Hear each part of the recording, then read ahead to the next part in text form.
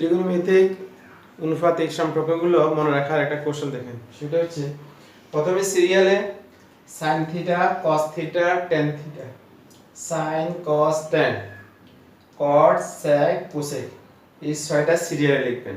লেখার পরে এক নাম্বারের সাথে অর্থাৎ এক নাম্বার আছে sin থিটা, sin থিটার বিপরীত হচ্ছে cosec থিটা, থিটা এই একদম প্রথমটা আর শেষটা। তাহলে sin থিটা = 1/cosec থিটা, এই শেষের কোসেকটা, এই কোসেক এখানে কোসেকটা আছে। cos থিটা cos এর বিপরীত যেহেতু sec, তাহলে cos থিটা = 1/sec থিটা, এই sec এখানে আছে। tan থিটা, tan এর বিপরীত cot, তাহলে tan এর বিপরীত যদি cot হয় তাহলে এই cotটা এখানে আছে। তাহলে tan থিটা = 1/cot থিটা, তাহলে cot থিটা কত 1/tan থিটা, অর্থাৎ এটা। sec থিটা, sec যেহেতু cos এর বিপরীত, তাহলে sec থিটা = 1/cos থিটা, এই cos এটা। cosec থিটা sin এর বিপরীত যেহেতু cosec থিটা = 1/sec থিটা, এই sin এই sin, তাহলে sin থিটা = 1/cosec থিটা, এই cosecটা আমি পাইছি এই জায়গায়। আবার cos theta, cos theta = 1/sec theta, অর্থাৎ cos এর বিপরীত sec, এই secটা এখানে secটা দিলাম, এই secটা। তাহলে cot tan এর বিপরীত cot, তাহলে cot tan theta = 1/tan theta কত 1/cot থিটা, এই cot এটা। আবার cot থিটা যেহেতু tan এর বিপরীত, তাহলে cot থিটা = 1/tan থিটা, তাহলে sin theta = 1/cosec theta, cos theta = 1/sec theta, tan theta = 1/cot theta, cot theta = 1/tan theta, sec theta = 1/cos theta, cosec theta = 1/sin theta.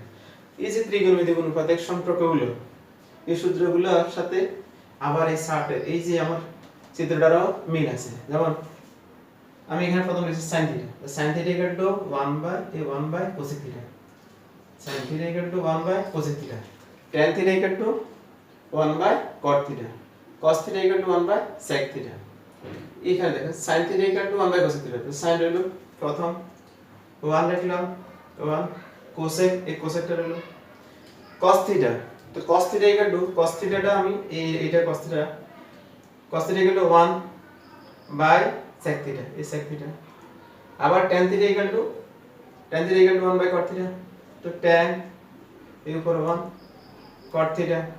তাহলে এইভাবে ছয়টা অনুপাতকে এইভাবে সবচেয়ে ভালো সেটা হচ্ছে কি সিরিয়ালে আমি ছয়টা লিখব। তবে সিরিয়ালে লেখার সময় খেয়াল রাখতে হবে যেন ক্রমবেশক্রম না হয়।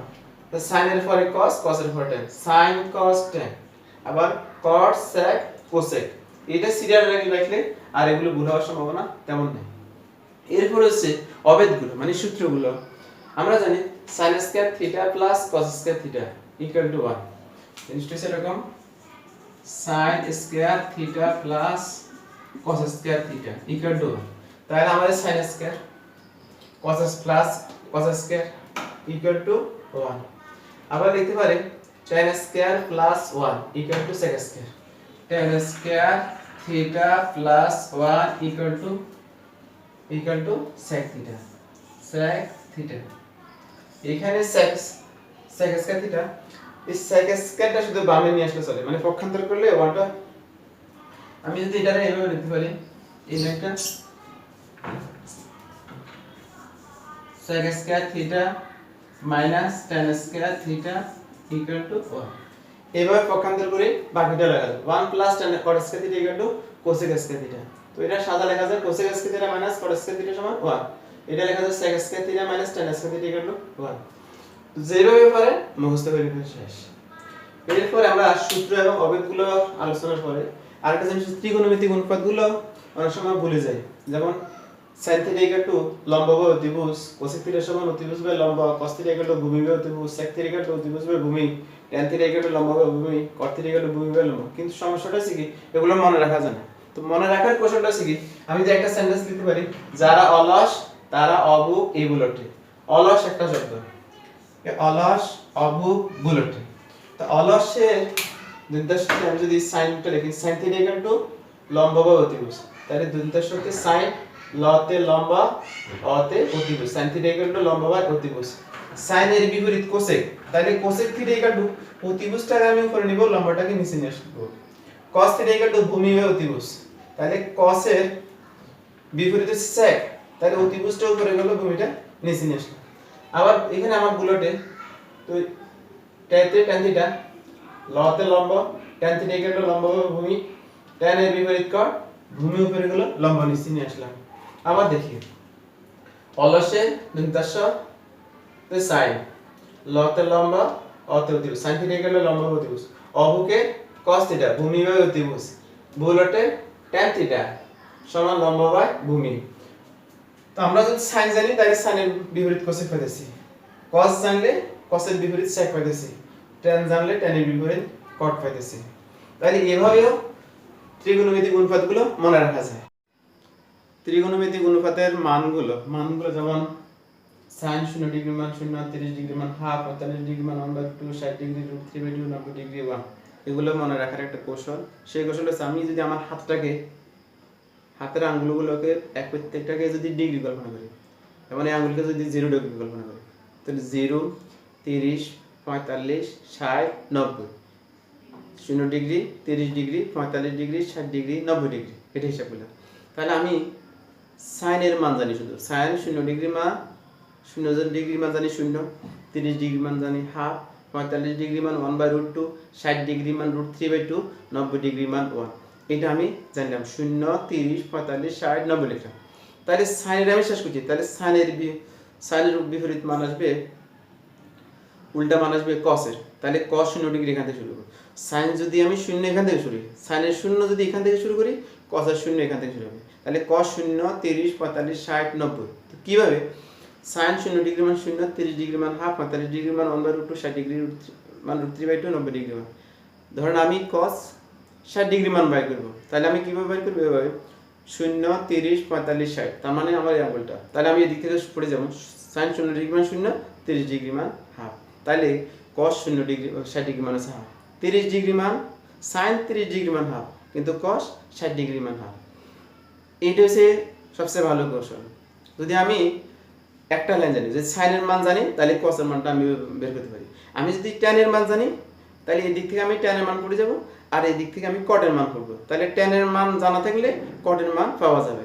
আবার sec-এর মান যদি আমি জানি, তাহলে cosec-এর মান আমি উল্টা দিক থেকে পেতেছি। সমস্যাটা হচ্ছে কি, আমি সাইনের মান জানবো, tan-এর মান জানবো, sec-এর মান জানবো, তাহলে তো তালিকা পুরোটাই জানতেছি। তাহলে আমার আবার টেকনিক কিসে? আসলে কিন্তু ভুলে যাই আমরা। তো ভুলে না যাওয়ার একটা কৌশল হচ্ছে কি, আমি শুধুমাত্র দুইটা জিনিস জানি, একটা সাইন আর cos। কষ্ট করে শিখবো। Sine 0 degree 0, 30 degree half, 45 degree 1/√2, 60 degree √3/2, 90 degree 1। তাহলে সাইন শিখলাম, cos-এর মান তো আমি উল্টে দিচ্ছে পাইতেছি। তাহলে একটা লাইন শিখলে এবার বাকি সবগুলো মান আমি কিভাবে পাবো? ধরেন আমি সাইন tan 30 ডিগ্রি মান বের করব। tan 30 ডিগ্রির মান, tan 30 ডিগ্রি মানটা আমি বের করব। তো বের করার জন্য প্রথমে tan 30 ডিগ্রি লিখলাম।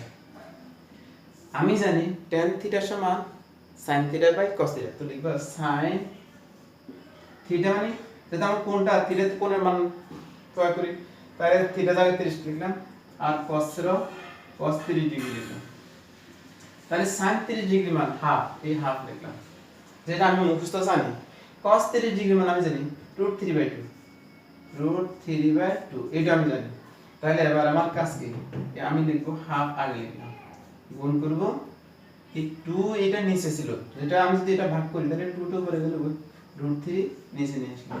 তাহলে 2 2 কাটি দিলাম, তাহলে একসাথে লিখতে পারি 1/√3। তাহলে tan 30 ডিগ্রি মান, tan 45 degree, cot 30 degree, sec 60 degree, মানে যে কোনো মান, যেই পুরাই তালিকার ভিতরে যে কোনো মানটা আমি বের করে নিতে পারবো। তাহলে এইভাবে ত্রিকোণমিতিক অনুপাতের মানগুলো আমরা মুখস্থ রাখতে পারবো, এবং অতি সহজে মুখস্থ রাখতে পারবো, মানও বের করতে পারবো।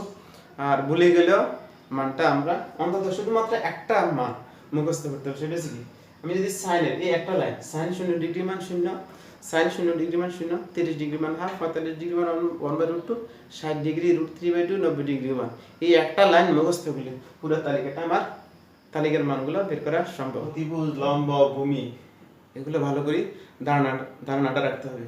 তো ধারণা রাখার জন্য আমি একটা জিনিস বলি, সেটা হচ্ছে আমার প্রথম বুঝতে হবে যে আমার এই যে ত্রিভুজটা অঙ্কন করলাম, এই ত্রিভুজটার সমকোণ কোনটা? এই সমকোণ হচ্ছে আমার এখানে। তো এই সমকোণের বিপরীতে যে বাহুটা আছে, এই যেমন প্রিয় বাহু, এটা হচ্ছে অতিভুজ। আবার এখানে আমি এই কোণটার থিটা ধরলাম, অর্থাৎ এই কোণটার মান যদি 90 ডিগ্রি হয়, এক সমকোণ মান 90 ডিগ্রি, তাহলে এই দুইটা কোণের মান হবে 90 ডিগ্রি। দুইটা কোণের সমষ্টি যদি 90 ডিগ্রি হয় তাহলে একটা কোণের মান অবশ্যই 90 ডিগ্রি থেকে ছোট। যদি 90 ডিগ্রি থেকে ছোট হয় তাহলে একটা সূক্ষ্ম কোণ হয়। তার মানে এই থিটা কোণটা সূক্ষ্ম কোণ। তাহলে থিটা কোণের বিপরীত বাহু, এই বিপরীত বাহুকে আমরা লম্ব বলি, লম্ব না বলি তাকে বিপরীত বাহু বলবো। লম্বটা বলবো শুধুমাত্র আমাদের সূত্রটা মনে রাখার সব সুবিধাতে আমরা লম্ব বলবো, কিন্তু লম্ব না বলে বলবো বিপরীত বাহু। তাহলে সমকোণের বিপরীত বাহুটাকে যে অধিভুজ বলতেছি, থিটা কোণের সূক্ষ্ম কোণের বিপরীত বাহুকে বলতেছি লম্ব বলতেছি, তাহলে অপর বাহুটা হচ্ছে ভূমি।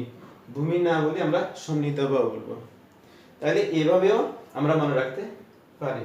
অর্থাৎ বাহুগুলো যদি আমি চিনতে পারি তাহলে দূরত্ব উচ্চতা বিষয়ক অঙ্কগুলো করার সময় সাধারণত চিত্র অঙ্কন করার জন্য বলে। তো চিত্রগুলো যদি আমাদের জ্যামিতি বক্স না থাকে আমরা অনুমান করে চিত্র আঁকি। অনুমান করে যখন চিত্র আঁকবো তখন আমাদের খেয়াল রাখতে হবে 30 ডিগ্রি কোণের ক্ষেত্রে লম্বর থেকে ভূমিটা বড় হবে, 45 ডিগ্রি কোণের ক্ষেত্রে লম্ব আর ভূমি সমান হবে, 60 ডিগ্রি কোণের ক্ষেত্রে ভূমিটা ছোট হবে, লম্বটা বড় হবে। আমি একটা দেখাচ্ছি। আমি যদি এটা 30 ডিগ্রি কোণ অঙ্কন করি তাহলে আমি লম্বটা ছোট লিখব, ভূমিটা একটু বড় করে লিখব এইভাবে। তার মানে আমি এটা লিখলাম 30 ডিগ্রি কোণ। এটা আমি যখন লিখব 45 ডিগ্রি কোণ তখন আমি লম্ব আর ভূমি সমান রাখবো। তো লম্ব যতটুকু হয়েছে ভূমিও ততটুকু রাখবো। এই বাহুটার মান যত, এই বাহুটার মান তত। ধরো এই বাহুটার মানে এই বাহুটার মান, তার মানে এখানে 45 ডিগ্রি এভাবে লিখতে পারি। আবার আমি যখন 60 ডিগ্রি কোণ অঙ্কন চিত্র অঙ্কন করব মুখস্থ, তখন যে আমি চিন্তা করব যে আমার লম্বটা একটু বড় হবে, ভূমিটা ছোট হবে 60 ডিগ্রি কোণের ক্ষেত্রে এভাবে। এইটা হচ্ছে আমার মুখস্থ করা। অর্থাৎ যদি আমার জ্যামিতি বক্স না থাকে অনুমান করে যখন আমরা চিত্র অঙ্কন করি, অন্তত এই জিনিসটা খেয়াল রাখবো। ধন্যবাদ।